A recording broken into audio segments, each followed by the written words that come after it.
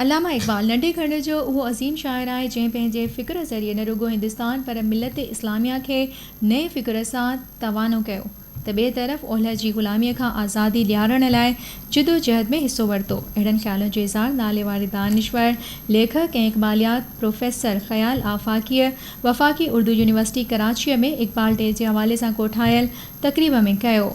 इन्हीअ तक़रीब जो बंदोबस्तु फ़िक्र ऐं अदब सां तालुक़ रखंदड़ शख़्सियतुनि पारां कयो वियो हो।